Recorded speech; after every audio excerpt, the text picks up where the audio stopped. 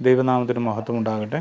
Christ blesses എന്ന ചാനലിലൂടെ എന്നെ ശ്രവിക്കുന്ന ഏവർക്കും ക്രിസ്തു യേശുവിൻ്റെ നാമത്തിൽ എൻ്റെ സ്നേഹവന്ദനത്തെ അറിയിക്കുന്നു.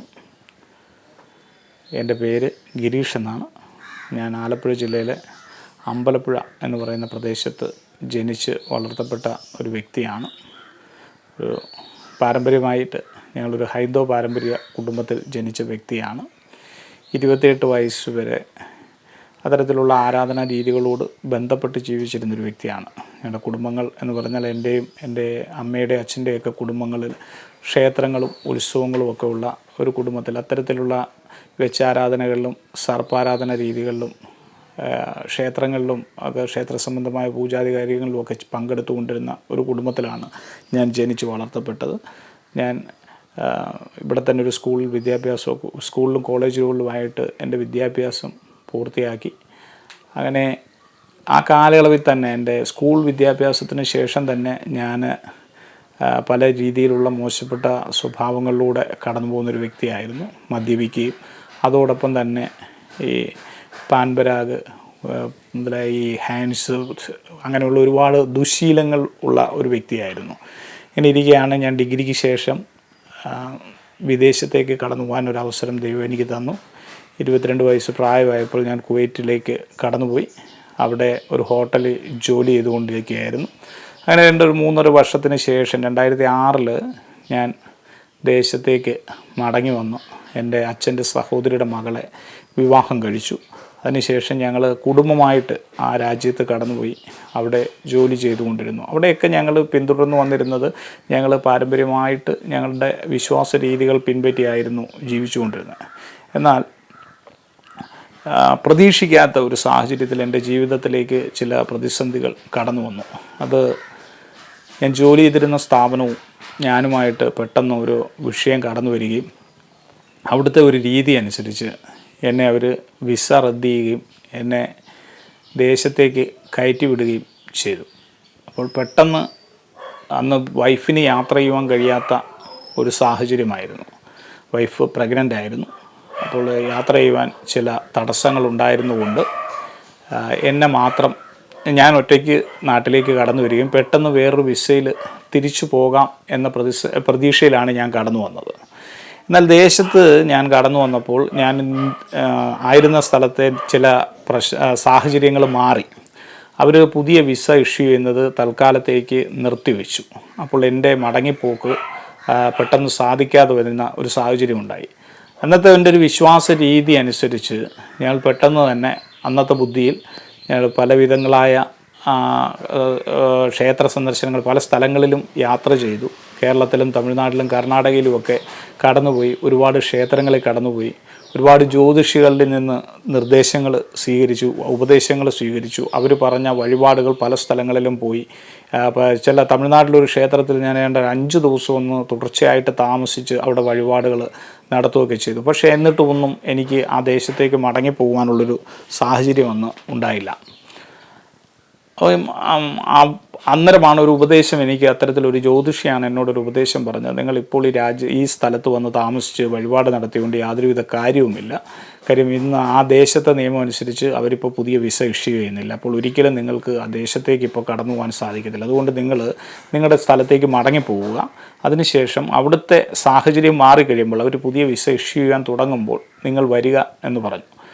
അങ്ങനെ പറഞ്ഞിട്ട് ഞാനും മാതാപിതാക്കളുമായിട്ട് ഞങ്ങളിവിടെ വീട്ടിലേക്ക് മടങ്ങി വന്നു. ആ സമയത്ത് പെട്ടെന്ന് വൈഫിന് BP കൂടി ഒരു അപകടാവസ്ഥയിലേക്ക് കടന്നുപോയി. വൈഫ് ഒറ്റയ്ക്ക് തന്നെ ഒരു ടാക്സി വിളിച്ച് കുവൈറ്റ് മെറ്റേണിറ്റി ഹോസ്പിറ്റലിലേക്ക് കടന്നുപോയി. അപ്പോൾ എമർജൻസി സിസേറിയൻ അവിടെ വെച്ച് നടത്തി. 2 കുഞ്ഞുങ്ങളുണ്ടായിരുന്നു. ഒരു കുഞ്ഞ് മരണപ്പെട്ട അവസ്ഥയിലും ഒരു കുഞ്ഞിന് ഇൻഫെക്ഷനായ അവസ്ഥയിലും അങ്ങനെ ഡെലിവറി നടന്നു. അതിനുശേഷം കൊണ്ടുപോയ ടാക്സി ഡ്രൈവർ എന്നെ ഫോൺ ചെയ്ത് എന്നോട് വിവരം പറഞ്ഞു. അപ്പോൾ കുവൈറ്റിലെ നിയമം അനുസരിച്ച് അന്ന് ഹസ്ബൻഡ് സ്ഥലത്തില്ലെങ്കിൽ സ്പോൺസർ എന്നാൽ മാത്രമേ അന്ന് ഡിസ്ചാർജ് ചെയ്യാൻ പറ്റത്തുള്ളായിരുന്നു. അങ്ങനെ ഞാൻ വൈഫിൻ്റെ സ്പോൺസറെ വിളിച്ചു. അദ്ദേഹം അവിടെ നിന്ന് കടന്നു വന്ന് വൈഫിനെ ഡിസ്ചാർജ് ചെയ്തു. ഇപ്പോഴത്തെ ഒരു സാഹചര്യം എന്ന് പറഞ്ഞാൽ ഞാൻ ഇവിടെ വിസയില്ലാതെ നാട്ടിൽ നിൽക്കുന്നു. കുഞ്ഞ് ഒരെണ്ണം ജീവനോട് കിട്ടിയ കുഞ്ഞ് വെൻറ്റിലേറ്ററിൻ്റെ അവസ്ഥയിൽ കുവൈറ്റ് മെറ്റേണിറ്റി ഹോസ്പിറ്റലിലും വൈഫ് ഈ ഡെലിവറി കഴിഞ്ഞ് റൂമിലുമാണ്. ഇങ്ങനെയാണ് ഞങ്ങളുടെ അന്നത്തെ സാഹചര്യം. അപ്പോൾ എല്ലാ ദിവസവും വൈഫ് കുഞ്ഞിനെ കാണുവാൻ വേണ്ടിയിട്ട് ഹോസ്പിറ്റലിലേക്ക് കടന്നു പോകും. കുഞ്ഞ് വെൻറ്റിലേറ്ററിലായിരിക്കുന്ന ഈ കുഞ്ഞിനെ കാണുവാൻ വേണ്ടിയിട്ട് ഹോസ്പിറ്റലിലേക്ക് കടന്നു പോകും. അങ്ങനെ ഹോസ്പിറ്റലിലേക്ക് ചെന്നപ്പോൾ അവിടെ ജോലി ചെയ്യുന്ന ഒരു സഹോദരി, കോട്ടയം സ്വദേശിനിയായ ടിറ്റി എന്ന് പറയുന്ന ഒരു സഹോദരിയാണ് വൈഫിനോട് സുവിശേഷം പറയുകയും നിങ്ങൾ ഞങ്ങളുടെ സഭയിൽ വരാമെങ്കിൽ ഞങ്ങൾ നിങ്ങൾക്ക് വേണ്ടി പ്രാർത്ഥിക്കാം എന്ന് പറയുകയും ചെയ്തു. അങ്ങനെ പറഞ്ഞപ്പോൾ വൈഫ് എന്നെ ഫോൺ ചെയ്ത് ചോദിച്ചു എന്ത് ചെയ്യണം എന്ന് ചോദിച്ചപ്പോൾ ഞങ്ങൾ ഒരു പ്രതീക്ഷയുമില്ലാതെ, ജീവിതത്തിലെ എല്ലാ പ്രതീക്ഷയും അസ്തമിച്ച് നിൽക്കുന്ന ഒരു സാഹചര്യത്താണ്. അപ്പോൾ ഈ മുങ്ങിപ്പോകുന്നവർക്ക് കിട്ടുന്നൊരു കച്ചിത്തുരും വന്ന പോലെ ഞാൻ വൈഫിനോട് പറഞ്ഞു, ഏതായാലും പ്രാർത്ഥിക്കാനല്ലേ അവിടെ വരെ പോയി നോക്കുക എന്ന് പറഞ്ഞു. അങ്ങനെ ആ സഭ ഞങ്ങൾക്ക് വേണ്ടിയിട്ട്, അന്ന് വൈഫ് അവിടെ കടന്നുപോയി, വൈഫിന് വേണ്ടിയിട്ട് ആ കുവൈറ്റിലെ ആ സഭ വൈഫ് അവിടെ ചെന്ന് കഴിഞ്ഞപ്പോൾ ഞങ്ങൾക്ക് വേണ്ടിയിട്ട് പ്രാർത്ഥിക്കുവാൻ തുടങ്ങി. അങ്ങനെയാണ് പെട്ടെന്ന് എൻ്റെ ജീവിതത്തിൽ ഒരുപാട് മാറ്റങ്ങൾ, ഈ അസാധ്യങ്ങളെ സാധ്യമാക്കുന്ന ഒരു ദൈവപ്രവൃത്തി അന്ന് തൊട്ട് എൻ്റെ ജീവിതത്തിൽ ഞാൻ കണ്ട് അനുഭവിക്കുവാനിടയായി എന്നുള്ളതാണ്. അതായത് എൻ്റെ കുഞ്ഞിനെ വെൻറ്റിലേറ്ററിൻ്റെ അനുഭവത്തിൽ നിന്ന് മാറ്റി കുഞ്ഞിനെ റൂമിലേക്ക് കൊണ്ടുപോകാൻ ദൈവം സഹായിച്ചു. അതോടൊപ്പം തന്നെ എനിക്ക് ഒരു വിസ ദൈവം ഇഷ്യൂ ചെയ്ത് തന്നു. അങ്ങനെ തന്നെ പറയണം. കാര്യം എന്ന് പറഞ്ഞാൽ മുമ്പ് ഏതോ ഒരു കമ്പനിക്ക് വേണ്ടിയിട്ട് ഒരു പാകിസ്ഥാനിക്ക് വേണ്ടിയിട്ട് ഇഷ്യൂ ചെയ്തതാണെന്നാണ് പറയുന്നത്. അങ്ങനെ എന്തോ ഒരു സാഹചര്യത്തിൽ ആ വിസ എൻ്റെ പേരിലേക്ക് മാറ്റി ഇഷ്യൂ ചെയ്ത് ദൈവം തന്നതാണ്. അങ്ങനെ എനിക്ക് ആ ദേശത്ത് മടങ്ങിപ്പോകാനുള്ള അവസരം കിട്ടി. അപ്പോൾ ഒരു മാസത്തിനുള്ളിൽ ആ സഭയിൽ തന്നെ ഞങ്ങൾക്ക് കുടുംബമായിട്ട് കടന്നുപോയി. ഞങ്ങൾ എഴുന്നേറ്റ് നിന്നപ്പോൾ അന്ന് അവിടെ ശുശ്രൂഷിച്ചു കൊണ്ടിരുന്ന ദൈവദാസൻ ഞങ്ങൾക്ക് വേണ്ടിയിട്ട് സാക്ഷ്യം പറഞ്ഞു എന്നുള്ളതാണ്. അപ്പോൾ ഞങ്ങൾക്ക് ക്രിസ്ത്യാനിറ്റിയായിട്ട് യാതൊരുവിധ ബന്ധവും ഉണ്ടായിരുന്നില്ല. എൻ്റെ പാരമ്പര്യ രീതി അനുസരിച്ചോ എൻ്റെ സ്വഭാവ രീതികൾ അനുസരിച്ചു കൊണ്ടോ ഒരിക്കലും ദൈവസന്നിധിയിലേക്ക് വരുവാനോ ദൈവത്തിൻ്റെ അടുക്കൽ നിൽക്കുവാനോ ഒരു സാഹചര്യം ഉണ്ടായിരുന്നില്ല. എന്നാൽ എല്ലാവരെയും സ്നേഹിക്കുന്ന ഒരു ദൈവം, ആ ദൈവം എന്നെയും സ്നേഹിക്കുന്നത് കൊണ്ട് അങ്ങനെ ഒരു ദൈവപ്രവൃത്തി എൻ്റെ ജീവിതത്തിൽ വെളിപ്പെട്ടു. അങ്ങനെ ഞാൻ അവിടെ വെച്ച് കർത്താവിനെ സ്വന്തം രക്ഷിതാവായിട്ട് സ്വീകരിച്ചു. അതിനെ കുറഞ്ഞ് ആ 2008 മുതൽ ഏകദേശം 2016 വരെയുള്ള കാലങ്ങളിൽ ആ ദേശത്ത് ഞങ്ങൾ ജീവിച്ചു. അപ്പോൾ അതിനിടയിൽ രക്ഷിക്കപ്പെടുകയും സ്നാനപ്പെടുകയൊക്കെ ചെയ്തു. ദൈവസഭയോട് ചേർന്ന് അവിടെ നിൽക്കുവാനുള്ള അങ്ങനെ ചെയ്തു. അവിടെ നല്ല ജോലികളൊക്കെ ചെയ്യുവാനൊക്കെ ദൈവം ഞങ്ങൾക്ക് അവസരം തന്നു. അതിനുശേഷം 2016 ഒരു കുഞ്ഞിനെ കൂടി ദൈവം അവിടെ വെച്ച് തന്നു. ആ കുഞ്ഞിൻ്റെ ജനനത്തിൻ്റെ സമയത്ത് ഒരുപാട് കോംപ്ലിക്കേഷനുകളൊക്കെ ഉണ്ടായി. ആ കുഞ്ഞും വെൻറ്റിലേറ്ററിൻ്റെ അനുഭവത്തിലൂടെയൊക്കെ കടന്നുപോയി. എങ്കിലും അതിനൊരു നോർമലായിട്ട് അവിടെ അന്ന് ഞങ്ങൾ പോയിക്കൊണ്ടിരുന്ന സഭയിലെ ദൈവദാസൻ അവിടെ വന്ന് പ്രാർത്ഥിച്ച് ആ കുഞ്ഞിനെയും നോർമലായിട്ട് ഞങ്ങൾക്ക് കിട്ടി. അതിനുശേഷം 2016 ഞങ്ങൾ ഈ ദേശത്തേക്ക് കുഞ്ഞുങ്ങളെ അമ്മയെ കാണിക്കുവാൻ വേണ്ടിയിട്ട് ഈ ദേശത്തേക്ക് വന്നതാണ്. വന്ന സമയത്ത് പെട്ടെന്ന് ജീവിതത്തിലേക്ക് വേറൊരു പ്രശ്നം കടന്നു വന്നു. ഞാൻ കോളേജിൽ പഠിച്ചുകൊണ്ടിരുന്ന കാലത്ത് ചില വിദ്യാർത്ഥി സമരങ്ങളോട് ബന്ധത്തിൽ കുറച്ച് കേസുകൾ ഉണ്ടായിരുന്നു. ആ കേസുകളുടെ പേരിൽ എന്നെ പോലീസ് അറസ്റ്റ് ചെയ്യുകയും 4 ദിവസം ഞാൻ റിമാൻഡിലാകുകയും ചെയ്തു. റിമാൻഡിലാകുകയും ചെയ്തപ്പോഴത്തേക്ക് കണ്ടീഷൻ ബെയിലാണ് ഞാൻ പിന്നെ പുറത്തു വന്നത്. പുറത്തു വന്ന ശേഷം എനിക്ക് തിരിച്ചു പോകാൻ കഴിയാത്ത സാഹചര്യം ഉണ്ടായി. അതിൻ്റെ പാസ്പോർട്ട് അവർ ബാൻ ചെയ്ത മൂലം എനിക്ക് ട്രാവൽ ബാൻ ഉണ്ടായിരുന്നു. അതുകൊണ്ട് എനിക്ക് തിരിച്ചു പോകാൻ പറ്റാത്തൊരു സാഹചര്യം വന്നു. അങ്ങനെ ഞങ്ങൾ കുവൈറ്റിൽ നിന്ന് വന്ന് ഞങ്ങൾ പെട്ടെന്ന് ഒരാഴ്ചക്കുള്ളിൽ നമുക്കറിയാത്തൊരു നോർത്ത് ഇന്ത്യൻ പ്രദേശത്തേക്ക്, പൂനെയുടെ പ്രദേശത്തേക്ക് ഞങ്ങൾ കുടുംബമായിട്ട് അവിടേക്ക് കടന്നുപോയി. ഈ കേസിൽ ജാമ്യം എടുത്ത ശേഷം അങ്ങോട്ട് പോയി അവിടെയായിട്ട് ഒരു 3 വർഷത്തോളം കാലം 2016 മുതൽ ആ പൂനെയുടെ പ്രദേശത്തായിരുന്നു. അവിടെ ഞങ്ങളുടെ ഒരു റിലേറ്റീവ് ഉണ്ടായിരുന്നു. അവരോടുള്ള ബന്ധത്തിലാണ് അവിടെ കടന്നുപോയതെങ്കിലും അവിടെ ചെന്ന് അവിടുത്തെ ഒരു സഭയുമായിട്ട് ബന്ധപ്പെടുകയും അപ്പോൾ ഞങ്ങൾ ഈ ഒരു വിശ്വാസികളാണെന്ന് അറിഞ്ഞതിന് ശേഷം ഞങ്ങളുടെ ബന്ധുക്കളൊക്കെ ഞങ്ങളെ കൈവിടുന്നൊരു സാഹചര്യം ഉണ്ടായി. എന്നാലും ആ സഭ ഞങ്ങൾക്ക് വലിയ കൈത്താങ്ങലായി തീർന്നു. ആ സഭയുടെ ഭാഗമായിട്ട് പൂനെയിൽ നിന്നു. അപ്പോൾ എനിക്ക് വിശ്വാസത്തിൽ വന്ന കാലയളവ് മുതൽ എൻ്റെ ഹൃദയത്തിലൊരു ആഗ്രഹമുണ്ടായിരുന്നത് എനിക്ക് ദൈവവേല ചെയ്യണം എന്നൊരു ആഗ്രഹമുണ്ടായിരുന്നു. എന്നാൽ അതിൻ്റെ ഗൗരവത്തെക്കുറിച്ച് എനിക്ക് അത് എത്രത്തോളം ആ തീരുമാനത്തിന് എങ്ങനെയാണ് അതിനു വേണ്ടിയിട്ട് പ്രവർത്തിക്കേണ്ടതെന്നൊന്നും എനിക്കറിയത്തില്ലായിരുന്നു. അതിൻ്റെ ഗൗരവം അറിയാതെ എടുത്ത ഒരു തീരുമാനമായിരുന്നു. അതായത് അത് എത്ര വലിയ തീരുമാനമാണെന്നത് എടുക്കുന്ന സമയത്ത് എനിക്ക് അറിയത്തില്ലായിരുന്നു. എന്നാൽ യഥാർത്ഥത്തിൽ ഈ പൂനെയിലേക്കുള്ളൊരു പറിച്ചു നടൽ ഒരു ദൈവപ്രവൃത്തിയായിരുന്നു. ദൈവപ്രവൃത്തി എന്ന് പറഞ്ഞാൽ ഞങ്ങളവിടെ പൂനെയിൽ ചെന്ന ആ സഭയിലെ പാസ്റ്റർ അവിടുത്തെ ഒരു ബൈബിൾ കോളേജ് അധ്യാപകനും അദ്ദേഹം ഒരു വലിയ ബൈബിൾ പണ്ഡിതനും ഒക്കെ ആയിരുന്നു. അപ്പോൾ ആ പാസ്റ്ററിനോട് ഞാനിങ്ങനെ എൻ്റെ ആഗ്രഹത്തെക്കുറിച്ച് പറഞ്ഞപ്പോഴാണ് അദ്ദേഹം ആദ്യം ഒരു സായാഹ്ന ബൈബിൾ കോളേജിൽ ഞാൻ അവിടെ ചേർന്നു. അവിടെ പഠിക്കുവാനൊക്കെ ആരംഭിച്ചു, ദൈവവചനം പഠിക്കുവാനൊക്കെ ആരംഭിച്ചു. അതിനുശേഷം അദ്ദേഹം ഒരു നല്ല കോഴ്സ് ചെയ്യണമെന്ന് പറഞ്ഞു. ആ സമയത്ത് ഞാനൊരു ഉപവസിച്ച് തീരുമാനമെടുക്കുവാൻ വേണ്ടിയിട്ട് ഞങ്ങൾ കുടുംബമായിട്ട് ഉപവസിച്ച് പ്രാർത്ഥിച്ചുകൊണ്ടിരുന്നു. മുഴുവൻ സമയ ശുശ്രൂഷയിലേക്ക് ഇറങ്ങുവാനുള്ളൊരു തീരുമാനമെടുക്കുവാനുള്ളൊരു ഉപവാസമായിരുന്നു. അങ്ങനെ ഞങ്ങളൊരു തീരുമാനമെടുത്ത ശേഷം ഞങ്ങൾ അന്ന് പാർഷനേജിലേക്ക് കടന്നുപോയി. ഞങ്ങളുടെ സഭാ പാസ്റ്ററോട് ഈ വിഷയം പറഞ്ഞ് ഞങ്ങൾ മുഴുവൻ സമയ സുവിശേഷ വേല ചെയ്യുവാനുള്ള ഒരു തീരുമാനം എടുത്തിരിക്കുകയാണെന്ന് പറഞ്ഞു.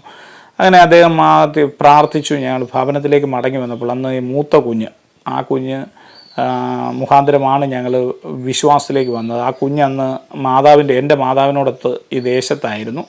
അപ്പോൾ പെട്ടെന്ന് എനിക്ക് ഇവിടെ നിന്നൊരു ഫോണ് വന്നു, ആ കുഞ്ഞ് ഭൂമിയിൽ നിന്ന് മാറ്റപ്പെട്ടു എന്ന് പറഞ്ഞു. അപ്പോൾ ഞങ്ങൾ വിശ്വാസത്തിലേക്ക് കൊണ്ടുവരുവാൻ ദൈവം ഉപയോഗിച്ചത് ആ കുഞ്ഞായിരുന്നു. ആ കുഞ്ഞിനെ ഏകദേശം 10 വർഷത്തോളം വളർത്തുവാനും ഞങ്ങൾക്ക് ഭാഗ്യം തന്നു. പക്ഷേ ആ കുഞ്ഞ് സംസാരിക്കുകയോ നടക്കുകയോ ഒന്നും ചെയ്തില്ലായിരുന്നു.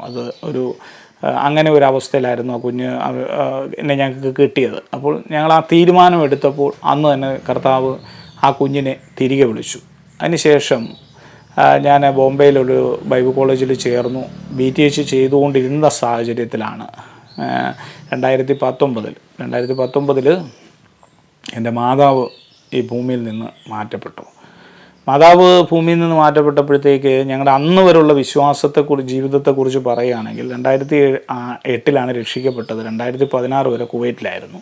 അവിടെ ഞങ്ങൾക്ക് വിശ്വാസ ജീവിതത്തിൽ പ്രതികൂലങ്ങളൊന്നുമില്ലായിരുന്നു. 2016 തൊട്ട് 2019 വരെ ഞങ്ങൾ പൂനെയിലായിരുന്നു. അവിടെയും പ്രതിസന്ധികളൊന്നുമില്ലായിരുന്നു.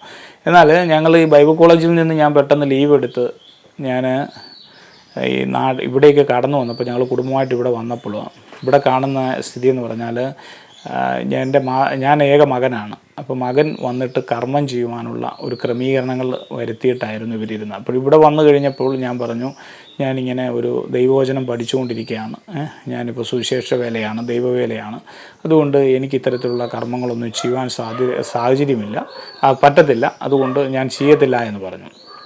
അപ്പോൾ പെട്ടെന്ന് തന്നെ അമ്മയുടെ ഒരു സഹോദരിയുടെ മകൻ എനിക്ക് പകരമായിട്ട് കർമ്മം ചെയ്യാൻ ക്രമീകരിച്ചു. ഒരുപാട് വിഷയങ്ങൾ അതിനെ തുടർന്ന് ഞങ്ങളുടെ ജീവിതത്തിൽ കടന്നു വന്നു.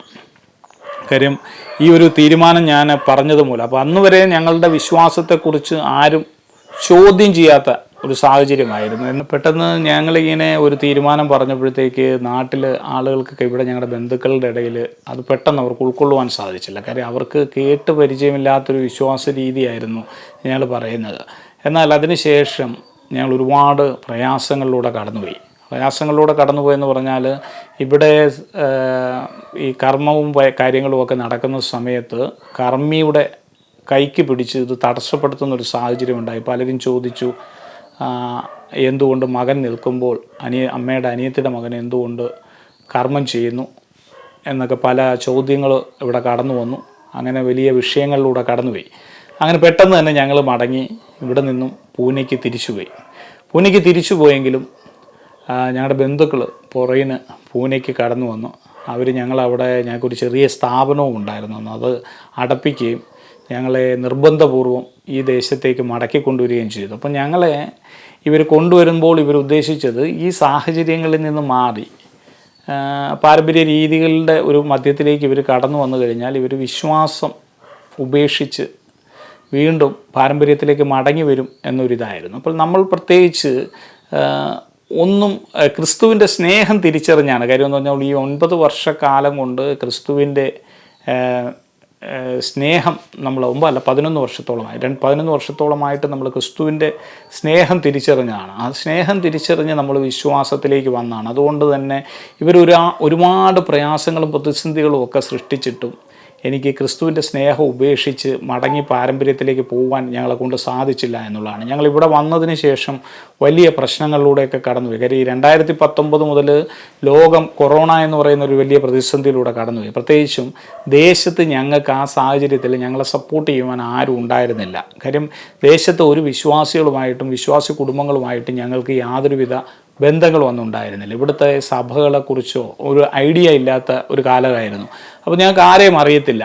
ആ ഒരു സാഹചര്യത്തിൽ ഞങ്ങളിവിടെ വന്ന് അച്ഛന് അന്ന് ദേവസ്വവുമായിട്ട് ബന്ധപ്പെട്ട ചില കോൺട്രാക്റ്റ് വർക്കുകളൊക്കെ ആയിരുന്നു. അപ്പം ആ വർക്കുകൾ ഏറ്റെടുക്കണമെന്ന് പറഞ്ഞപ്പോൾ എനിക്കത് ബുദ്ധിമുട്ടാണെന്ന് പറഞ്ഞതോടുകൂടി ഈ ഭവനത്തിൽ നിന്ന് ഞങ്ങളെ പുറത്താക്കുന്നൊരു സാഹചര്യം ഉണ്ടായി. അപ്പോൾ ഇതിനോട് ചേർന്ന് തന്നെ ഞങ്ങൾക്കൊരു 6 സെൻറ്റ് വേറെ വസ്തു ഉണ്ടായിരുന്നു, ഒരു കാലിയായിട്ട് കിടക്കുന്നൊരു പറമ്പുണ്ടായിരുന്നു.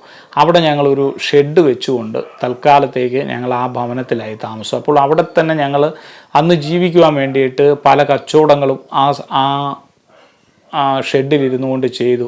അപ്പോൾ ഈ കൊറോണയുടെ മധ്യത്തിലും പലപ്പോഴും ഞങ്ങൾ ഈ പച്ചക്കറി കച്ചവടവും അതുപോലെ ഈ ബിരിയാണിയൊക്കെ ഉണ്ടാക്കി കൊണ്ടുപോയി വഴികളിലിരുന്ന് വിൽക്കുകയും അങ്ങനെയൊക്കെയുള്ള പല കച്ചവടങ്ങളും ചെയ്തൊക്കെയാണ് ഞങ്ങൾ മുന്നോട്ട് പോയത്. അപ്പോൾ ഒരു ഒറ്റപ്പെടുത്തൽ, ഒരു ബന്ധുക്കൾ ഞങ്ങളെ ഒറ്റപ്പെടുത്തിയ ഒരു അവസ്ഥയായിരുന്നു.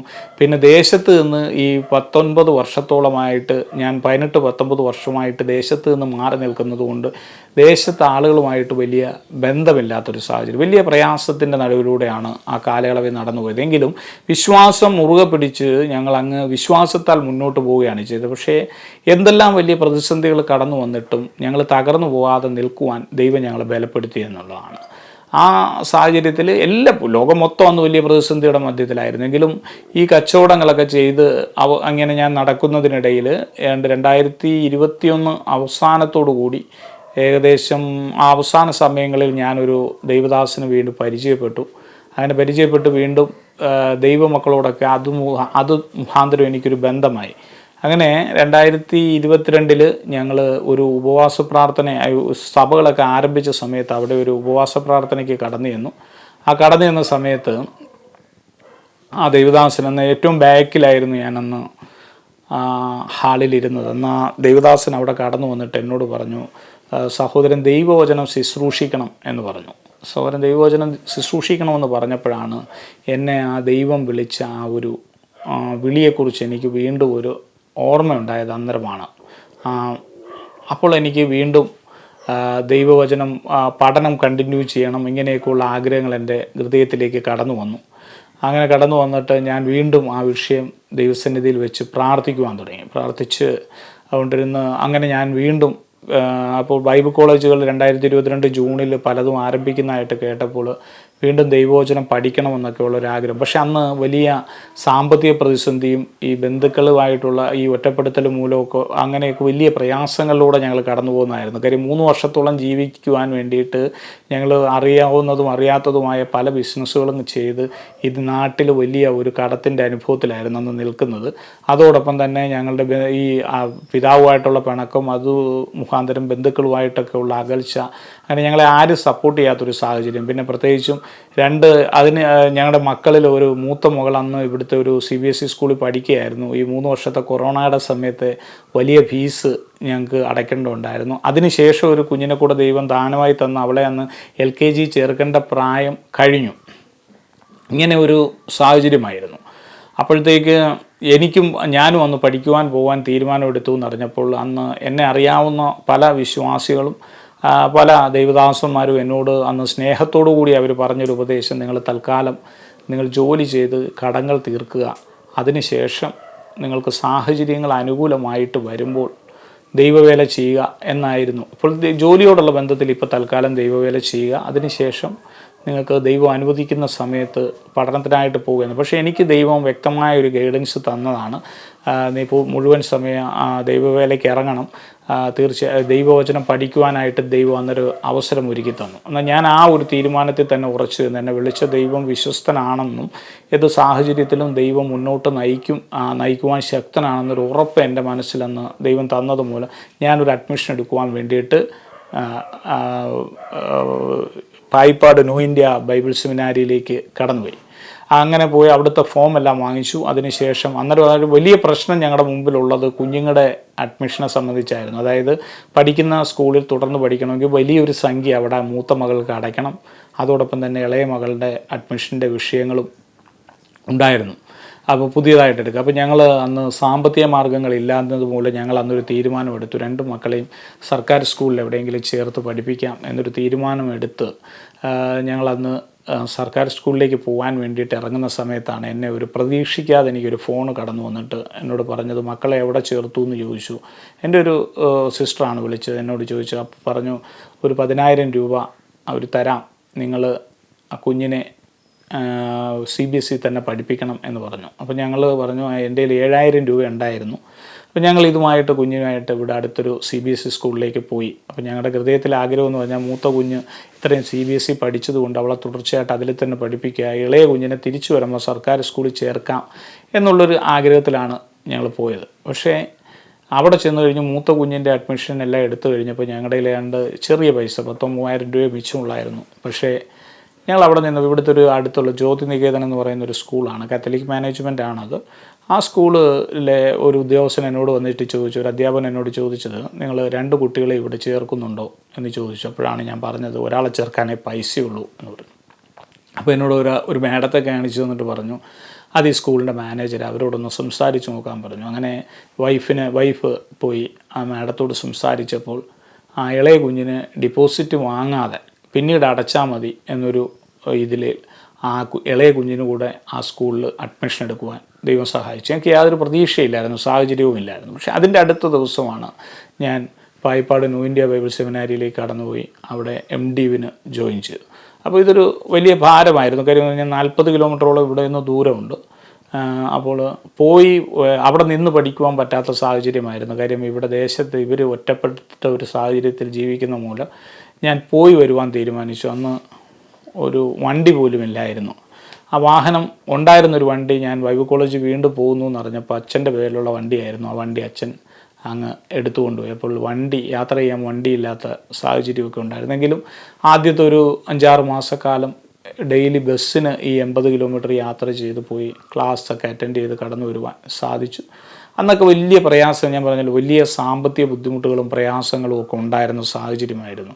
പക്ഷേ ആ സാഹചര്യത്തിലൊക്കെ സ്വർഗത്തിലെ ദൈവം ഞങ്ങൾക്ക് തുണയായിരുന്നു. അതായത് കുഞ്ഞുങ്ങളെ പഠിപ്പിക്കുവാനും എൻ്റെ വിദ്യാഭ്യാസത്തിനുമൊക്കെ ഉള്ള ക്രമീകരണങ്ങൾ സ്വർഗത്തിലെ ദൈവം വരുത്തി. വലിയ അത്ഭുതകരമായിട്ട് ഈ കടത്തിൻ്റെ അവസ്ഥ ദൈവം മാറ്റിത്തന്നു. ഒരുപാട് സഹായിപ്പാൻ കഴിവുള്ള വ്യക്തികളെ പല സാഹചര്യങ്ങൾ ദൈവം ഉയർത്തി. പല സാഹചര്യങ്ങളിലൂടെയും ഈ കടഭാരമൊക്കെ മാറ്റി. ഏതാണ്ട് ഒരു വർഷത്തിന് ശേഷം ഞങ്ങളുടെ എല്ലാ പ്രശ്നങ്ങളും തീർന്ന് മുഴുവൻ സമയ സുവിശേഷകരായിട്ട് ഞങ്ങൾ മാറുവാനുള്ളൊരു സാഹചര്യം ദൈവം ഒരുക്കി തന്നു. അതിനുശേഷം 2-ാം വർഷത്തിലേക്ക് ഞാൻ കടന്നപ്പോഴാണ് എൻ്റെ പിതാവ് ഭൂമിയിൽ നിന്ന് മാറ്റപ്പെട്ടു. പിതാവിൻ്റെ അവസാന സമയങ്ങളിൽ ഞങ്ങളുമായിട്ട് നല്ല ബന്ധത്തിലായിരുന്നു. അദ്ദേഹം ഹോസ്പിറ്റലായിരുന്ന സമയങ്ങളിലൊക്കെ കൂടെ നിൽക്കുവാനും ശുശ്രൂഷിക്കുവാനും ഒക്കെ ദൈവം ബലപ്പെടുത്തി. അദ്ദേഹം ഹോസ്പിറ്റലിൽ പോയപ്പോൾ പലപ്പോഴും അദ്ദേഹത്തിൻ്റെ ബന്ധുക്കൾ ആരെങ്കിലുമൊക്കെ ചെന്ന് അദ്ദേഹത്തിന് സപ്പോർട്ടീവായിട്ട് നിൽക്കുന്ന ആരെങ്കിലും കൂടെ നിൽക്കുമെന്നുള്ളൊരു പ്രതീക്ഷയിലാണ് പോയതെങ്കിലും അവരാരും ആ സമയത്ത് തക്ക സമയത്ത് അവരാരും ഉപകരിച്ചില്ല. പിന്നെ എന്നെ തന്നെ വിളിച്ചുകൊണ്ട് പോകുന്നൊരു സാഹചര്യം വന്നു. മരണസമയത്തും ഞാൻ മാത്രമേ അടുത്തുണ്ടായിരുന്നുള്ളൂ.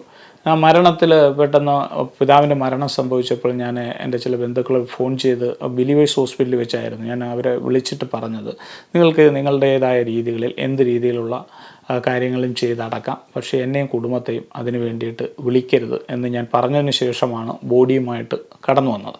അപ്പോൾ ബോഡിയുമായിട്ട് കടന്നു വന്ന് ബോഡി ഇവിടെ കൊണ്ടുവന്ന് വെച്ചതിന് ശേഷം ഞാൻ അകത്ത് കയറിയിട്ട് പിന്നെ ഇതിൻ്റെ മുഴുവൻ ചടങ്ങുകൾ കഴിഞ്ഞതിന് ശേഷമാണ് നമ്മൾ പുറത്തേക്ക് വരുന്നത്. അതിൻ്റെ കാര്യം അമ്മയുടെ ചടങ്ങുകൾക്കൊക്കെ സമയത്തൊക്കെ ഇതിൻ്റെ മധ്യേ നിന്ന് ഒരുപാട് അപമാനങ്ങളൊക്കെ സഹിച്ചതുകൊണ്ട് ഞങ്ങൾ അത്തരത്തിലുള്ള കാര്യങ്ങളിലൊന്നും കർമാദി കാര്യങ്ങളിലൊന്നും ഞങ്ങൾ സഹകരിക്കുകയോ അല്ലെങ്കിൽ അതൊന്നും കാണുവാനോ ഒന്നും പോയില്ല. എല്ലാം കഴിഞ്ഞതിന് ശേഷമാണ് ഞാൻ പുറത്തിറങ്ങുന്നത്.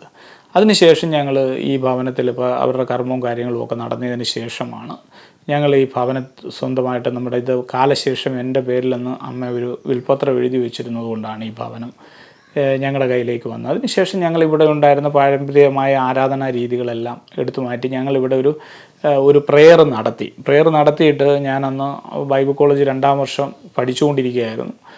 MDU 2-ാം വർഷം പഠിച്ചുകൊണ്ടിരിക്കുകയായിരുന്നു. അപ്പോൾ അങ്ങനെ ഒരു സാഹചര്യത്തിലാണ് പെട്ടെന്ന് എനിക്കൊരു ഫോൺ വരുന്നത്. ഇവിടെ ഒരു കുടുംബം ഇങ്ങനെ കടഭാരം മൂലം ആത്മഹത്യ ചെയ്യുന്ന സാഹചര്യത്തിലൂടെ കടന്നു പോകുന്നു, വലിയ പ്രയാസത്തിലൂടെ കടന്നു പോകുന്നു. ആ കുടുംബത്തിന് വേണ്ടി നിങ്ങളൊന്ന് കടന്നുപോയി പ്രാർത്ഥിക്കണമെന്ന് ഒരു വിശ്വാസി എന്നെ വിളിച്ച് പറഞ്ഞാണ്. അങ്ങനെ ഞാനും വൈഫും കൂടി ആ ഭവനത്തിലേക്ക് കടന്നുപോയി. അവിടെ കടന്നു ചെന്നപ്പോഴത്തേക്ക് അവിടെ ഇരുന്ന് പ്രാർത്ഥിക്കുവാൻ പറ്റിയൊരു സാഹചര്യമല്ല. അവിടെ കടക്കാരൊക്കെ ഒരുപാട് വന്നിട്ട് വലിയ ബുദ്ധിമുട്ടുകൾ ആ ഭവനത്തിലേക്ക് അവിടെ സത്യാഗ്രഹം ഇരിക്കുന്ന പോലുള്ളൊരു സാഹചര്യമായിരുന്നു. അപ്പോൾ ഞാൻ അവരോട് പറഞ്ഞു, നമുക്ക് ഞാൻ ഇവിടെ ഇരുന്ന് പ്രാർത്ഥിക്കുന്നതിനെക്കാട്ടി നല്ലത് ഞാൻ ഒന്ന് പ്രാർത്ഥിച്ചു എങ്കിലും വൈകിട്ട് നിങ്ങൾ ഞങ്ങളുടെ വീട്ടിലേക്ക് വരാമെങ്കിൽ ഞാനൊരു വേറെ 1-2 പേരെ കൂടെ വിളിക്കാം, നമുക്ക് എല്ലാവർക്കും കൂടി ഇരുന്നൊന്ന് പ്രാർത്ഥിക്കാം എന്ന് പറഞ്ഞിട്ട് ഞങ്ങളിങ്ങ് മടങ്ങിപ്പോന്നു. അന്ന് ഒരു 2 കുടുംബത്തെ കൂടെ ഞങ്ങൾ വിളിച്ചു. ഈ പ്രശ്നമുള്ള കുടുംബവും വന്നു, ഞങ്ങളുമായിട്ട് ഒരുമിച്ചിരുന്നു. അന്ന് വൈകിട്ട് അതായത് 2024 മാർച്ച് മാസം 1-ാം തീയതി ആയിരുന്നു അത്. അന്ന് ഞങ്ങൾ ആ കുടുംബത്തിന് വേണ്ടിയിട്ട് അന്നൊരു വെള്ളിയാഴ്ചയായിരുന്നു, വൈകിട്ട് വിട്ടിരുന്ന് ഞങ്ങളൊന്ന് പ്രാർത്ഥിച്ചു. അന്ന് ഞങ്ങളൊരു സ്വതന്ത്ര സഭയിൽ ഒരു ശുശ്രൂഷകന് സുഖമില്ലാത്തത് മൂലം ഞാൻ അവിടെ ശുശ്രൂഷിക്കുകയും ചെയ്യുന്നുണ്ടായിരുന്നു. അങ്ങനെ ആ പ്രാർത്ഥിച്ചു കഴിഞ്ഞാൽ അത് ഇവിടെ നിന്ന് ഒരു 10-15 കിലോമീറ്റർ ദൂരെയാണ്, ചങ്ങങ്കരി എന്ന് പറയുന്നൊരു സ്ഥലത്തായിരുന്നു. അപ്പം ഞങ്ങൾ അന്ന് യാതൊരു പ്രതീക്ഷയില്ലാതെ അങ്ങനെ ഒരു പ്രാർത്ഥന നടത്തി. എന്നാൽ ഈ പ്രാർത്ഥിക്കുവാൻ കടന്നു വന്ന ആളുകൾ എന്നോട് ആ ശനിയാഴ്ച അടുത്ത ദിവസം രാത്രി എന്നെ വിളിച്ചിട്ട് പറഞ്ഞു, ഞങ്ങൾ പാസ്റ്ററെ നാളെ അങ്ങോട്ട് പ്രാർത്ഥിക്കാൻ വരികയാണ്, നമുക്ക് എല്ലാവർക്കും കൂടെ അവിടെ ഇരുന്ന് സൺഡേ പ്രാർത്ഥിക്കാമെന്ന് പറഞ്ഞു. അങ്ങനെ ഒരു പ്രതീക്ഷയില്ലാതിരുന്നൊരു സാഹചര്യത്തിലാണ് അന്ന് അങ്ങനെ ഈ മാർച്ച് മാസം 1-ാം തീയതി ഇവിടെ തുടങ്ങിയ ആ പ്രാർത്ഥന പിന്നെ തുടർമാനമായിട്ട് കൊണ്ടുപോകാനായിട്ട് ദൈവം ബലപ്പെടുത്തി എന്നുള്ളതാണ്. അത് ഒത്തിരി ആളുകൾ അതിന് ശേഷം ഇവിടെ കടന്നു വരികയും സുവിശേഷം കേൾക്കുകയും ഇവിടെ അന്ന് തൊട്ട് ഇന്ന് വരെ എല്ലാ സൺഡേയിലും ഫ്രൈഡേയിലും ഇവിടെ ആരാധന നടന്നിട്ടുണ്ട്. ഇപ്പോൾ ഏകദേശം 10-45 പേര് എല്ലാ ഞായറാഴ്ചയും ഇവിടെ ആരാധനയ്ക്കായിട്ട് കടന്നു വരുന്നുണ്ട്, പ്രാർത്ഥിക്കുന്നുണ്ട്. അപ്പം വലിയ പ്രയാസങ്ങളിലൂടെയൊക്കെ വലിയ പ്രതിസന്ധികളൊക്കെ ഉണ്ട്. ദേശത്ത് സുവിശേഷം അറിയിക്കുവാൻ പോകുമ്പോൾ പലപ്പോഴും പ്രതിസന്ധികളൊക്കെ കടന്നു വരാറുണ്ട്. പലരും ഈ പരസ്യങ്ങളൊക്കെ തടസ്സപ്പെടുത്താറുണ്ട്. ട്രാക്ട് മിനിസ്ട്രി ചെയ്യുമ്പോഴുമൊക്കെ തടസ്സങ്ങളൊക്കെ കടന്നു വരാറുണ്ടെങ്കിലും നമ്മൾ കർത്താവിൽ ആശ്രയിച്ച് മുന്നോട്ട് പോകുന്നു. ഇപ്പോൾ കടന്നു വരുന്നതെല്ലാം ഹൈന്ദവ മുസ്ലിം പശ്ചാത്തലത്തിൽ നിന്നുള്ള ആളുകളാണ് ഇവിടെ ആരാധനയ്ക്കായിട്ട് കടന്നു വരുന്നത്. നമ്മുടെ ജീവിതാനുഭവങ്ങളും സാക്ഷ്യങ്ങളും ഒക്കെ ഒരുപാടുണ്ട്. അത്ര അനുഭവങ്ങളല്ല ഞാൻ പറഞ്ഞത്, ഞാൻ കടന്നു വന്ന സാഹചര്യങ്ങളും ഇപ്പോൾ ചെയ്തുകൊണ്ടിരിക്കുന്ന മിനിസ്ട്രിയാണ് ഞാൻ പറയുന്നത്. ഇത് തീരദേശ ഏരിയ ആയതുകൊണ്ട് ഇവിടെ ഏകദേശം ഒരു 16 കിലോമീറ്റർ ചുറ്റളവിൽ നമുക്ക് വേറെ വർക്കുകൾ, പെന്തക്കോസ്ത് വർക്കുകൾ ഇല്ലാത്ത ഒരു സാഹചര്യമാണ്. ഇതിൻ്റെ ലെഫ്റ്റ് സൈഡിലേക്ക് 6 കിലോമീറ്റർ പോയാലേ ഒരു ചർച്ച് കിട്ടത്തുള്ളൂ. റൈറ്റിലേക്ക് നമുക്ക് 10 കിലോമീറ്ററോളം യാത്ര ചെയ്താലേ ഒരു ചർച്ച് കിട്ടത്തുള്ളൂ. മുന്നോട്ടുള്ള വശത്തിൽ നമുക്ക് തകഴി ഇപ്പുറത്ത് വരെ സഭയില്ലാത്തൊരു സാഹചര്യമാണ്. അത് ഏകദേശം 9 കിലോമീറ്റർ വരും. പടിഞ്ഞാറ് വശം എന്ന് പറഞ്ഞാൽ 300 മീറ്ററോളം പോയ കടലാണ്. അപ്പോൾ ഈ ഒരു സറൗണ്ടിങ് എന്ന് പറഞ്ഞു കഴിഞ്ഞാൽ വലിയ ഒത്തിരി കാലമായിട്ട് ഈ പറഞ്ഞ പോലെ ഒരു അന്ധകാരത്തിൻ്റെ ഏരിയ ആണ്. അപ്പോൾ അത്തരം ഒരു പ്രദേശത്താണ് ഞങ്ങളിപ്പോൾ പ്രവർത്തിച്ചു കൊണ്ടിരിക്കുന്നത്. അപ്പോൾ ഇവിടെ എല്ലാ തരത്തിലുള്ള പ്രവർത്തനങ്ങളുമുണ്ട്. 2 ആഴ്ചയിൽ 2 മീറ്റിങ്ങുകളുണ്ട്. അതോടൊപ്പം തന്നെ വർഷാവർഷം VBSകൾ നമ്മൾ എല്ലാ വർഷവും VBS ഇവിടെ ക്രമീകരിക്കാറുണ്ട്. VBSകളിലൊക്കെ ഒരുപാട് കുഞ്ഞുങ്ങൾ കടന്നു വരികയും സുവിശേഷം കേൾക്കുകയൊക്കെ ചെയ്യാറുണ്ട്. അപ്പോൾ ഞങ്ങളുടെ ഈ പ്രവർത്തനങ്ങളെയൊക്കെ ഓർത്ത് നിങ്ങളെല്ലാവരും പ്രാർത്ഥിക്കണം. ഈ പ്രവർത്തനങ്ങൾ ഞാൻ പറഞ്ഞല്ലോ വലിയ പ്രതികൂലങ്ങളായ സാഹചര്യമാണ്. ദേശത്തെ സാഹചര്യങ്ങളൊക്കെ വലിയ പ്രതികൂലങ്ങളാണ്. അതിൻ്റെ നടുവിലാണ് ഞങ്ങൾ ശുശ്രൂഷിക്കുന്നത്. ഇന്നും ഞങ്ങളുടെ കുടുംബക്കാർ, ബന്ധുക്കളെന്നൊക്കെ പറയുന്നവരൊക്കെ നമ്മളുമായിട്ട് വലിയ സഹകരണത്തിലൊന്നുമില്ല. ചുരുങ്ങിയ ചില വ്യക്തിജീവിതങ്ങൾ മാത്രമേ ഞങ്ങളോട് സഹകരിക്കാറുള്ളൂ. പലരും പ്രാർത്ഥനയോടുള്ള ബന്ധത്തിൽ പലപ്പോഴും ഒക്കെ വിളിക്കാറൊക്കെ ഉണ്ട്. അപ്പോൾ ഈ പ്രവർത്തനങ്ങളെയൊക്കെ ഓർത്ത് പ്രാർത്ഥിക്കണം. ഇവിടെ കടന്നു വരുന്ന ദൈവജനത്തെ ഓർത്തും എല്ലാവരും പ്രാർത്ഥിക്കണം. ഇത്രയും നേരം ഞങ്ങൾ ശ്രവിച്ച എല്ലാവർക്കും ക്രിസ്തു യേശുവിൻ്റെ നാമത്തിൽ നന്ദി പറഞ്ഞുകൊണ്ട് നിർത്തുന്നു. ദൈവം ഇവരെയും ധാരാളമായി അനുഗ്രഹിക്കട്ടെ.